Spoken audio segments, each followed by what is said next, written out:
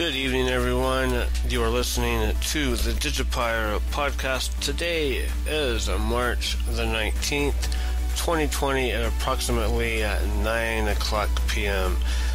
This is episode 37. We are discussing everything there is to discuss about copyright. Actually, not everything there is to discuss because this is only going to be 30 minutes long. But we are going to brush up on it and talk about how you can stay out of hot water and not to make the mistakes that I've made and that so many others have made when it comes to creating online. You want to make sure that you do everything on the up and up when you run an online business, because you're just putting it out there and people are just looking for you to screw up. So we're going to talk about that a little bit. We're also going to talk about how the current state of affairs with the coronavirus and how it affects your e-commerce shop, specifically drop shipping. We're going to take a few minutes to talk about that.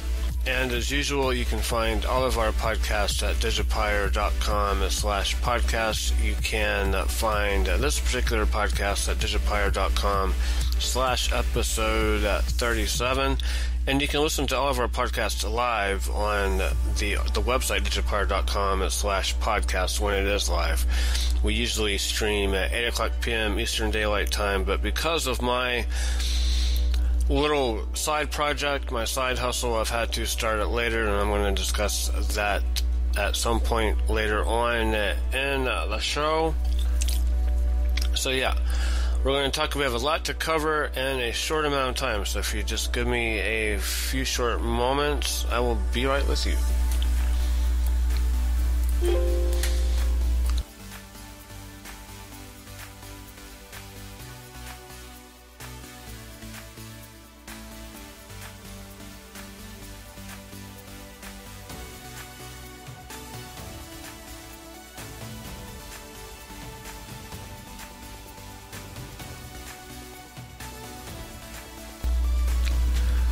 Okay, so if you're in business for yourself, and especially if you're running your business online, if you're an online entrepreneur, chances are real good at some point in your journey that you will receive a nasty letter from an attorney.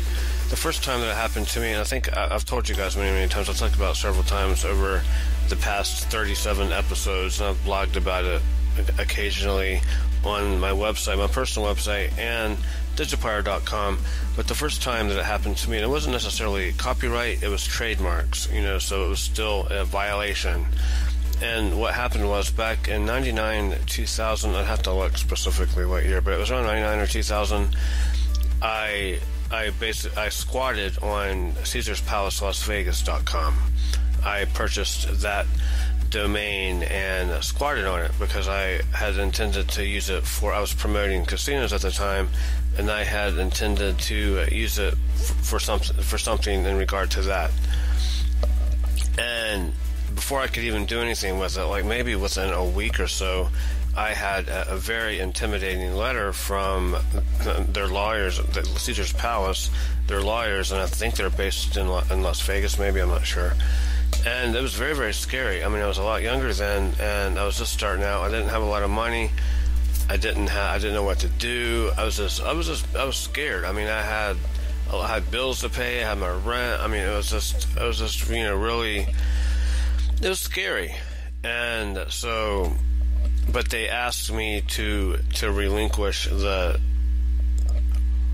domain, and of course I complied. I mean, there's no way that I could get into a fight with them, and at that point it was made illegal to basically squat on a domain, on a trademark domain, which obviously that was trademarked.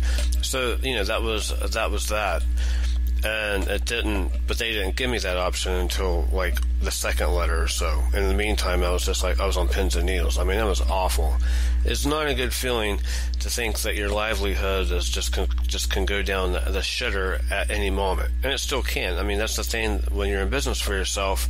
Things can change overnight. Things can change overnight for the bad. They also can change overnight for the good too, and the very good sometimes. So you just have to be appreciative and take everything as a lesson learned so you can move forward. The second time it happened to me, I was building a website, and I pulled some pictures from Google, and they were people, like they're from actual people. I mean, they were like pictures that people have taken of their family members, themselves. Sounds kind of creepy when I say it that way. But it was a website, and I was pulling, like, I wanted stock photos, or photos that looked, more professional or whatever. And, but professional, but not too professional, if that makes any sense. So I was pulling pictures from Google to build this website. So to make a long story short, I got another nasty letter from a lawyer saying, you're not supposed to do that, blah, blah, blah, you charge $50,000 per, so again, that set me back, and I was worried, sick. And of course, they just basically wanted me to take the pictures down, which I did immediately when I got the letter, but I was paranoid for a lot longer after that they were going to try to do something to me or get me in trouble or cause problems or whatever. And because you just never know. You never know how far people are willing to take things. And when even now, I can't afford to go and fight someone over something like that. So you have to pick your battles, and sometimes it's just not worth it. It's easier to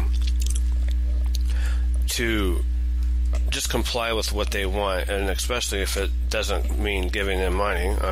So that's a big thing. You just have to be very careful, and you have to be careful, especially if you run e-commerce sites. If you're drop shipping, if you build e-commerce sites, or just whatever, you have to be careful about that, or if you're selling on eBay, there's a lot of people that are pulling photos, like stock photos, from the company's products, the products that the company that owns that, the company owns the copyright to those pictures. So, say for like this happened to me actually several months ago, maybe a year ago now. I had put up for sale some Jackson Daisy lotion or shampoo or whatnot. I had put it up for sale, and not thinking that it would be a big deal. And I got, a nasty email from them saying that I wasn't allowed to sell their product or, use their pictures or any of that kind of thing, in which they're correct. I cannot, because that is, that's copyright. And if someone wanted to go after you, didn't want you doing that, that's how they would keep you from reselling their products, because they own the copyright to that image and that product. So you could put it up for sale, but you just wouldn't be able to use the pictures or any of their wording or their descriptions or anything like that, because they own the copyright to that. And so you can look on that, like on eBay and Amazon's like that too. And I got trouble on Amazon for the exact same thing. There were a few companies that came after me because I was, pulling pictures, like a lot of people do on Amazon, pulling pictures from their product and listing it for sale that way, and they didn't like it. So when things like that happen, it puts your livelihood, it's scary. It's really, really scary to think that your livelihood, your income can be stripped out from underneath you just with the stroke of a few pens. It's scary. That's why it's important that you diversify your portfolio and have several different income streams in case one goes kapooey. You have something else to back it up, because at any given time, I've had, like many entrepreneurs, I've had a lot of different kinds of revenue streams over the years, and a lot of them have dried up. And that's for another time. I could talk for hours and hours just about that. So you have to be careful. You have to diversify. And tonight we are going to talk about that. We're going to discuss copywriting. We're going to be discussing copyright infringement and how to save yourself time, hassle, and lots of money. We're going to go over how to find public domain images that you can safely use.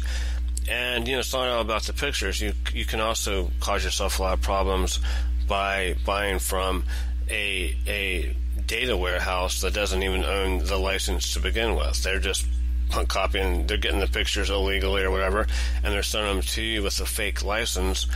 And so you're stuck holding the bag because the company that you bought them off of was not legit.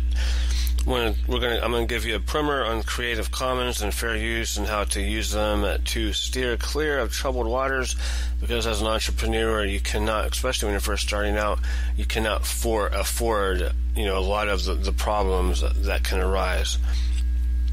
And just because you paid for a picture, again, doesn't mean you can't be sued for copyright infringement. And it's happened to people many, many years later. I mean, I'm on a Facebook group where they talk about it. I mean, people are getting sued or in trouble or getting nasty letters from a website that they built or had built. A lot of times it happens when someone builds it for you. Like if you hire a web designer, they're taking pictures illegally, or people, that are copyrighted, and the owners don't want you using them, and you hired this person to do that. It can cause a lot of problems. So when you hire someone to build a website for you, or any kind of media, or any kind of anything that you have someone do for you, if it's content of any kind, you need to make sure that they have cleared you of the rights to use that content, whether in the final product. And I'm going to talk about drop shipping, and you might think you have the permission to use the pictures from the dropshipper on your website, but that's not always the case. I'm going to talk about how you can get permission and why it's important to do so. So keep in mind, I'm not dispensing legal advice. You need to do that with your own attorney. I'm just telling you what's happened from my experiences, and I will be right with you. I'm going to take a short break so I can gather my notes, and be right back.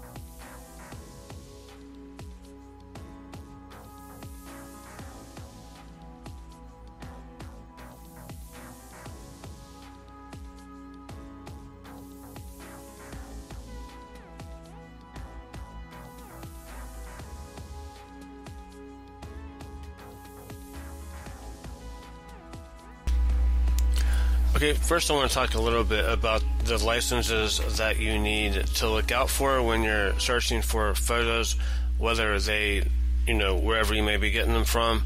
And the first one is Creative Commons. You want to look for a Creative Commons license that allows you to get photos from the public domain, and that allows you to use them commercially to make money off of. And another license, so you're not, if you're not able to fall under the fair use doctrine, then you want to look for a Creative Commons license that allows you to use that image in a commercial work.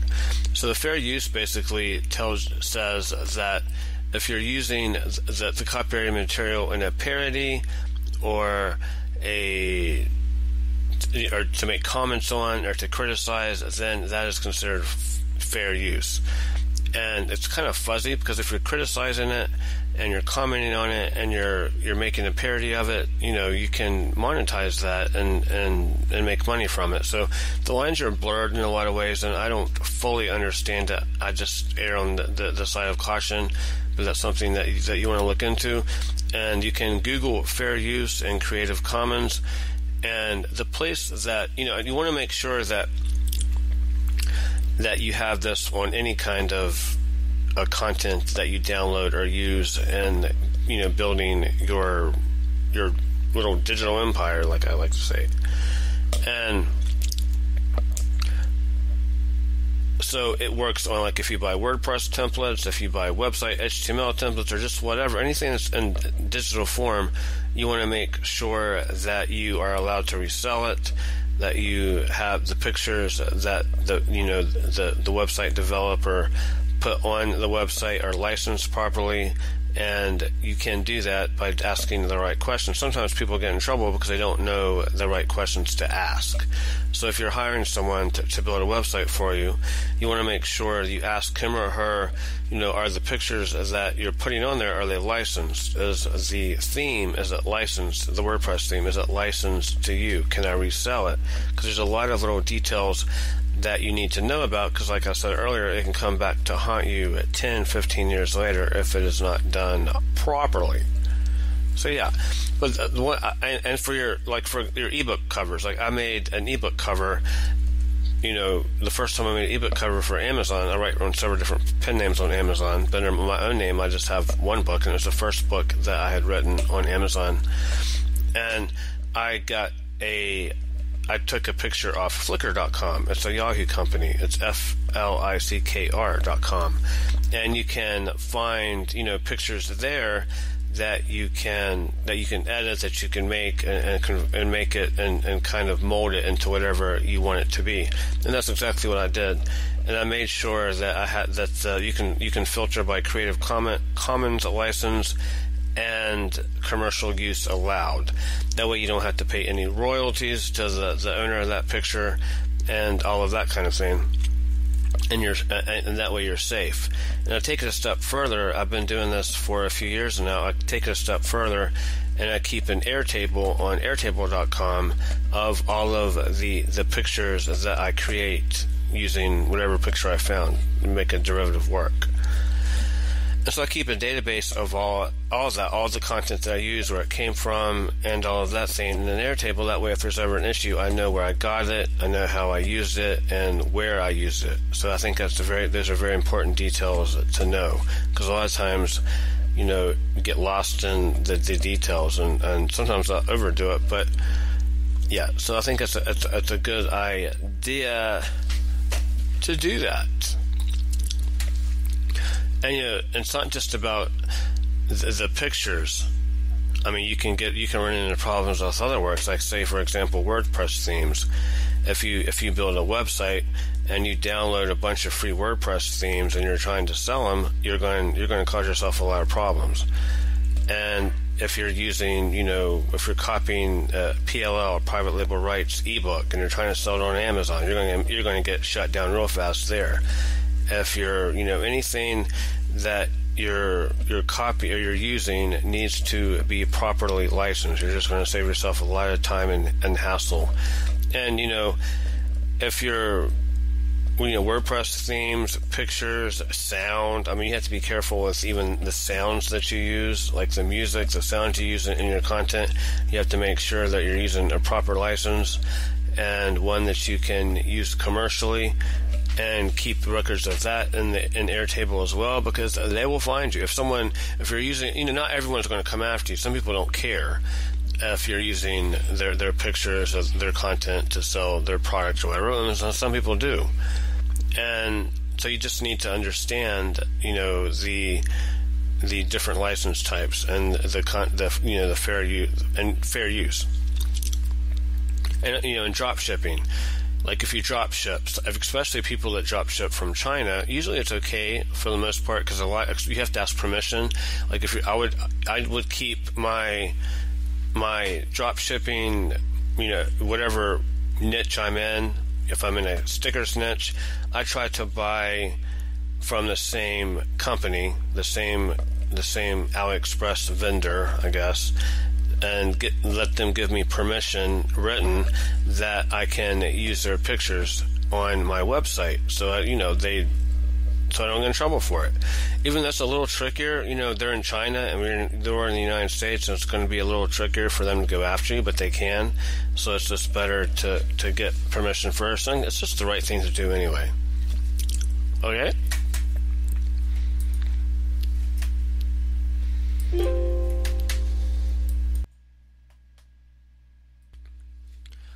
There are people, they're copyright trolls that they call them, just out there waiting for you to screw up and take your money.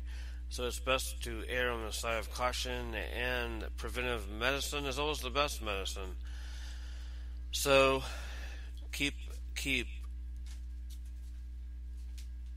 fair use in mind. I'm sorry, got distracted. Just 1 second. I'm so sorry. My computer's messing up.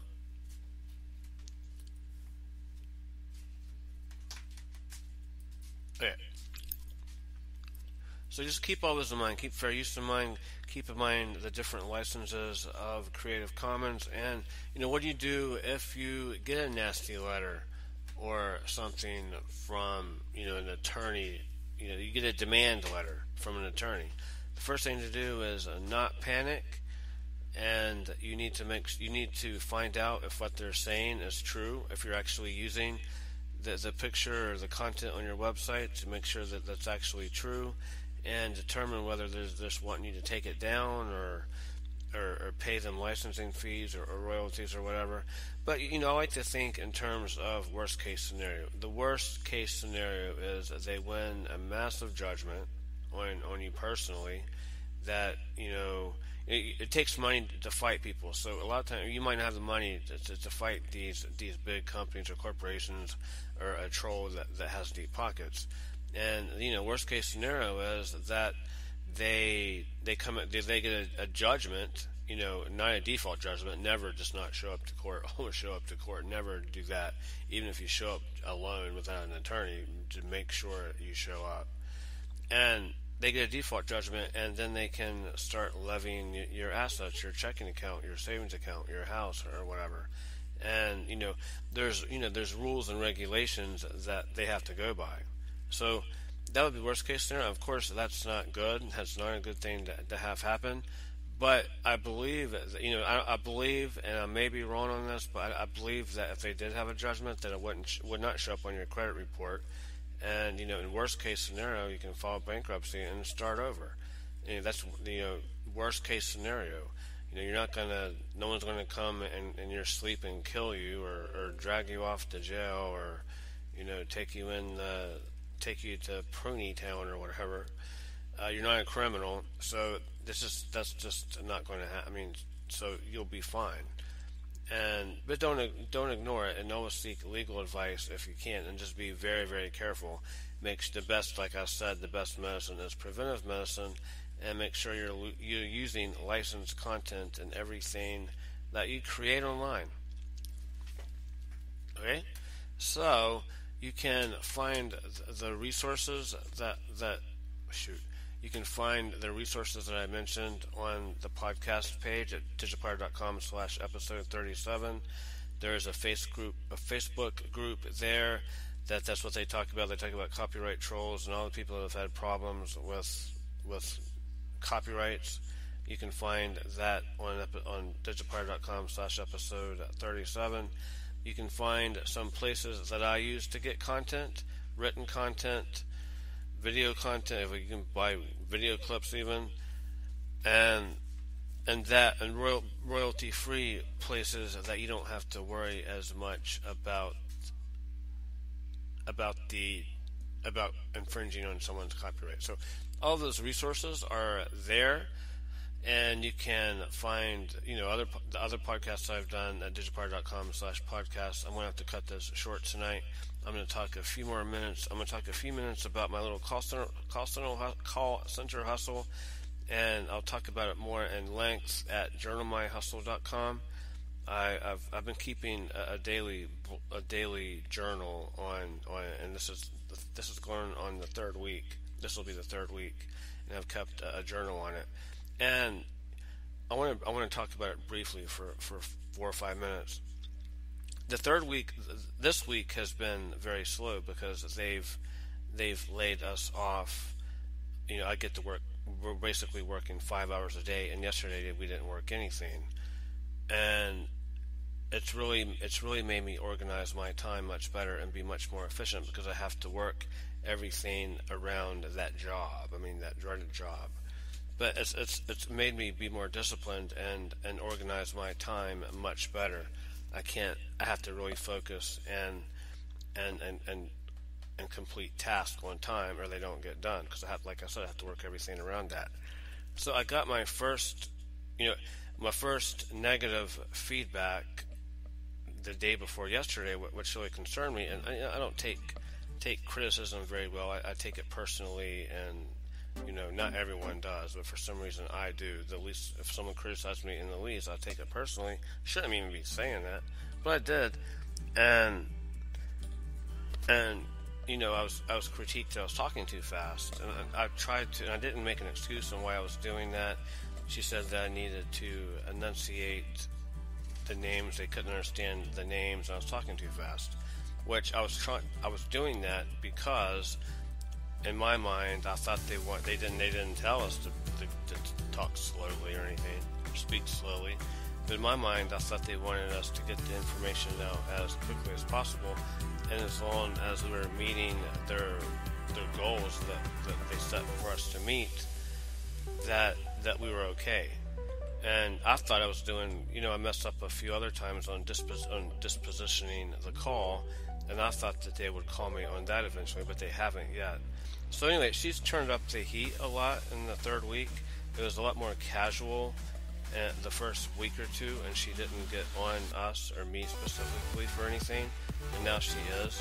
She said that don't be surprised. She'll speaks in terms of they are listening. So and I'm sure she's listening too. So I'm not sure who they is. I'm not even sure how the whole thing is working, really. It's very interesting. I can't wait to find out more. But it gives me a sense of camaraderie. I don't know what to say. It keeps me. It's different. It's like a different beast than working for yourself, and I'm glad for the experience. I'm very glad for the experience and very grateful for it. I've learned quite a bit. So I'll talk about it more on journalmyhustle.com. I have a lot of posts that I will backdate on that, because it's a very interesting side hustle. And like I said, I've learned a lot, and I'll talk about more on Journal My Hustle. So I'm so glad that you have spent your evening with me. I hope you guys stay safe wherever you are in the world. Hope you stay safe and healthy, and try to keep distance from each other so you don't get sick. I will see you here at the same time, the same place, on digipire.com/podcast. And you can always download our podcast on your favorite podcast platform. Okay, everyone, have a good night. And if you're starting your weekend early tomorrow, have a good weekend. See you next time. Bye-bye.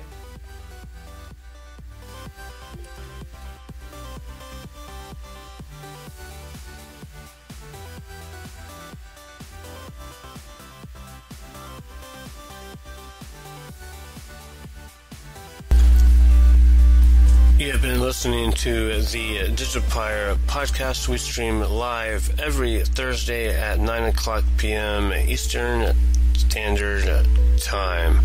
Thank you for listening. You can find all of our podcasts at digipire.com/podcast.